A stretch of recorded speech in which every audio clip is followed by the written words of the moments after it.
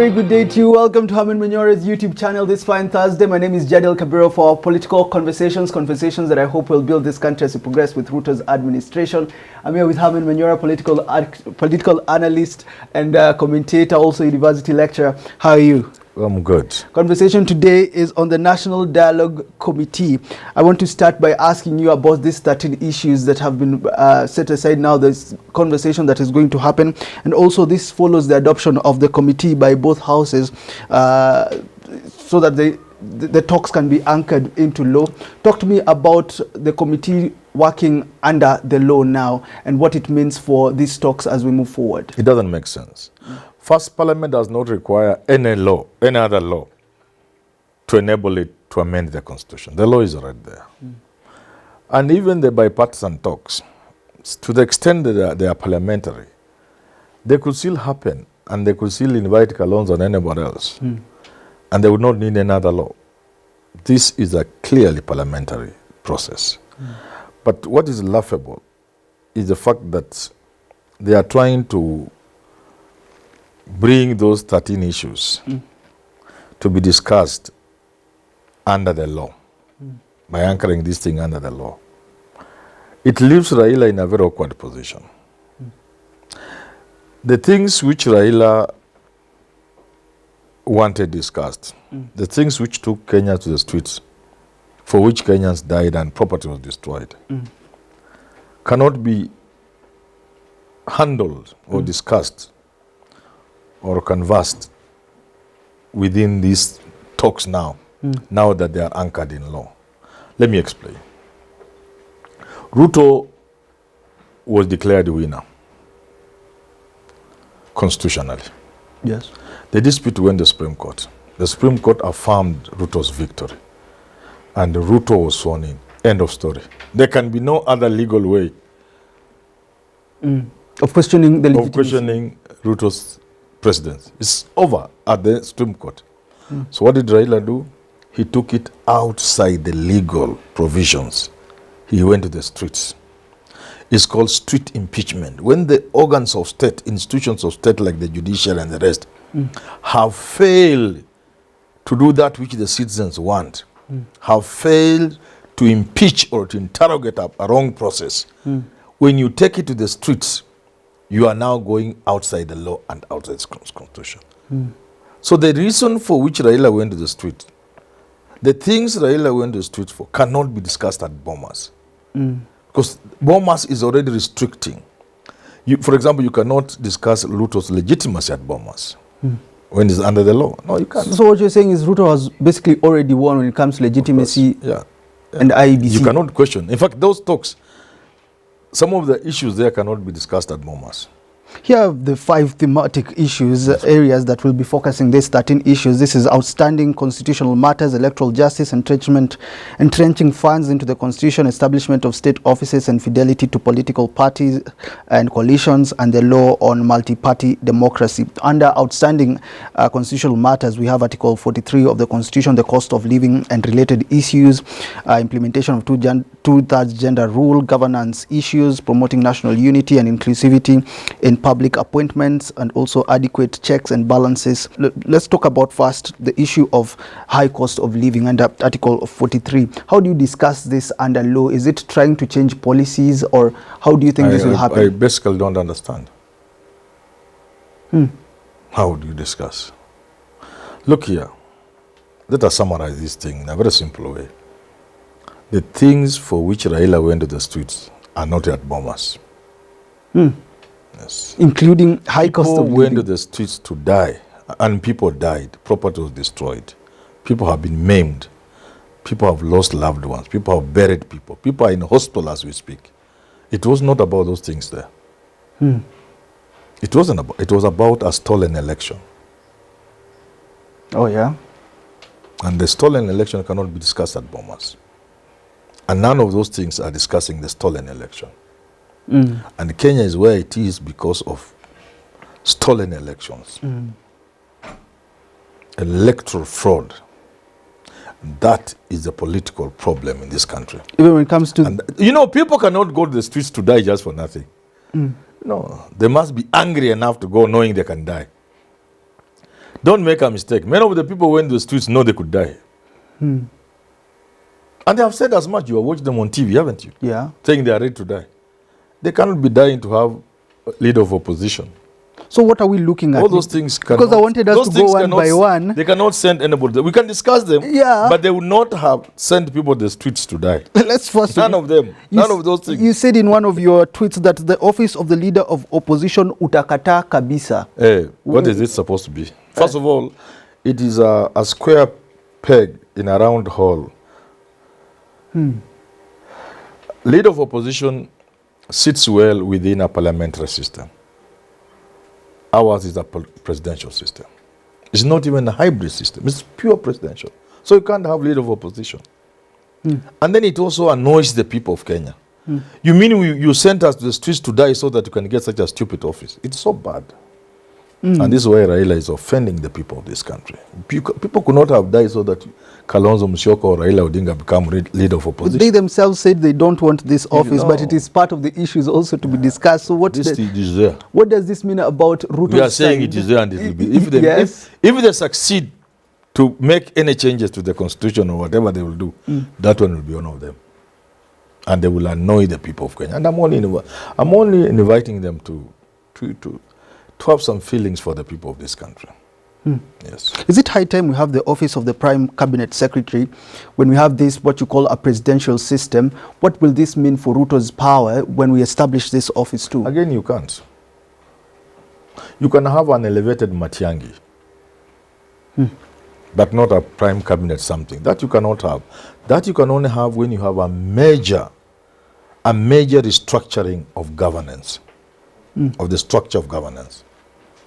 So you'll be asking yourself, are we okay with the presidential system? Or do we want to move to a parliamentary system?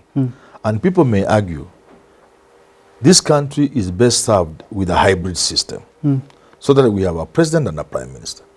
It's not as simple as just saying, let's embed prime cabinet this to please some individuals, some people. No. How awkward? Again, these are the things I'm saying. How awkward will the situation be when you have the office of the official leader of the opposition, the prime cabinet secretary, the deputy president, and the president? How will you have to split some roles? Some mongrel of something. It's awkward. It's clumsy. It's basically just too clumsy. Because you see, if you are going to have this awkward position of leader of opposition, then he checkmates the president and not the prime minister, and not the cabinet prime something. So the prime cabinet, Musalia, cannot stand in parliament and Raila answers him. You see, they are not at par. Yeah. Raila then, if as leader of official opposition, will be at par with Ruto. So where does the prime, this prime, whatever you call it, where does it operate in parliament? To be answered by who? Some Opio and I? Or, it's so awkward. It doesn't just work. So when you look at these issues, even before we talk about entrenching this is BBI, funds, which people refused. Let them just be honest enough that we rejected BBI because of politics. But it was a good thing. Let Kenyans go back into a referendum. Let's look at the good things in BBI, like the structuring government. So we have a hybrid system with a president and a prime minister. So that we have this and we have this. And then we take it to a referendum. Let's just be honest with ourselves. So is this... It doesn't cost anything, to be honest. What we're looking at, is this accommodating then the thoughts of PLO Lumumba, and should it now be encompassed in parts of these talks? Because look, they are also agreeing on the same things. They all want the constitution to be changed. This side wants to entrench funds in the constitution. They want to create leadership positions. You cannot even entrench funds in the constitution. You see, these people are just, I don't want to call them that other name. But they are just, I don't know. You cannot entrench CDF in the constitution. By whatever name. I think I tweeted yesterday. Yeah. You cannot entrench CDF. Why? Look at how government works. There is the executive, which has a program to run by way of a manifesto and policies. They need money. So the president needs money to run the country. He cannot get the money from his pocket or from our pockets without authority. He goes to parliament to ask them, can I collect money from Kenyans? Parliament says, yes, collect, number one. Then he starts to spend. When he starts to spend that money, it is the work of Parliament on behalf of the people of Kenya to ensure that the government under the president is spending Kenya's money well. So what is the role of Parliament? To supervise the implementation. They cannot at the same time be part of the people implementing. The High Court has told them as much. Yeah. The Court of Appeal has told them as much. The Supreme Court has told them as much. There is no way you can sanitize CDF. No, you'll offend the law, the principle of separation of powers. Then Parliament is saying we surrender our powers. We have no work. Then Kenyans can do without Parliament. Because for another then because you are saying we can just implement. So why can government just implement? Because we put their Parliament to ensure when the government is spending our money, there is somebody watching it on our behalf. And that somebody is Parliament. Now Parliament wants to join government in spending our money.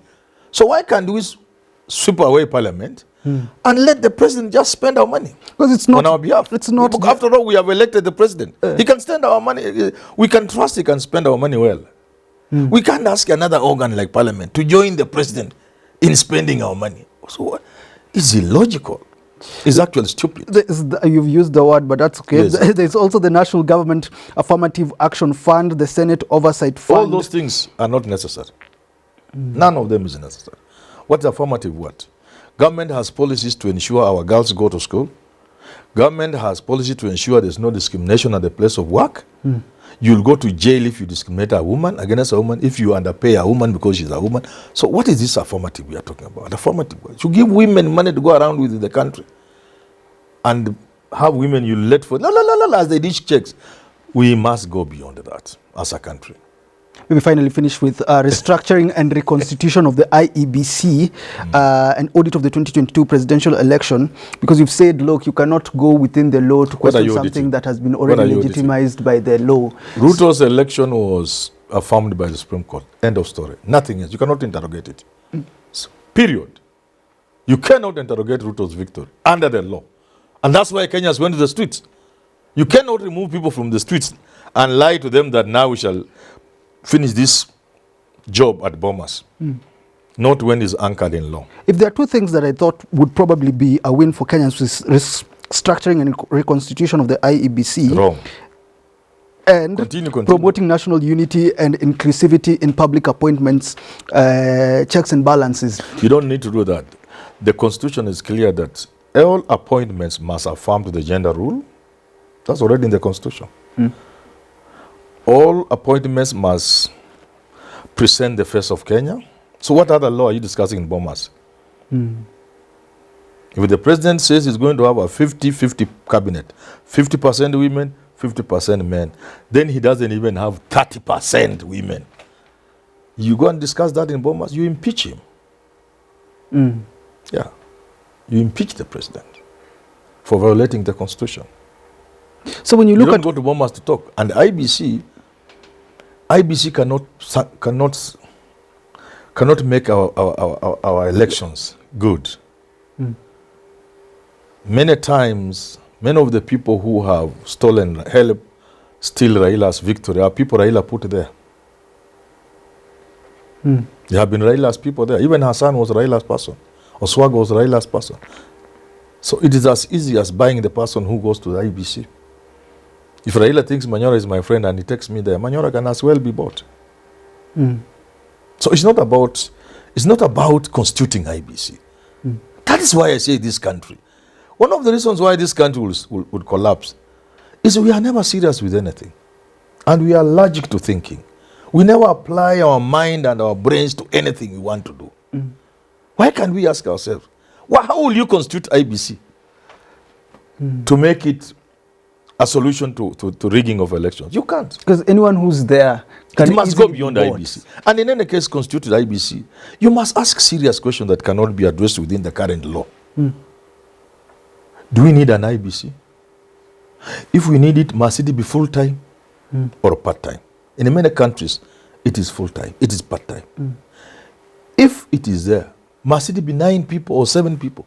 In many countries, like India, India has hundreds of millions of voters. In fact, for your information, Jad.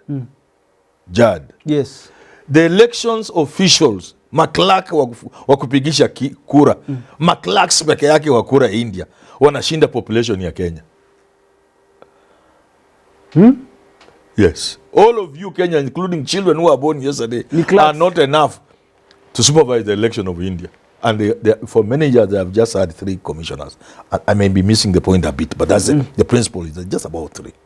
So do we need many? Do we need 3? Are they part-time? How do we constitute IBC? Where Raila and the rest people are in Bomas is about Raila watatoa sijui ngapi ni nani. It's not that way.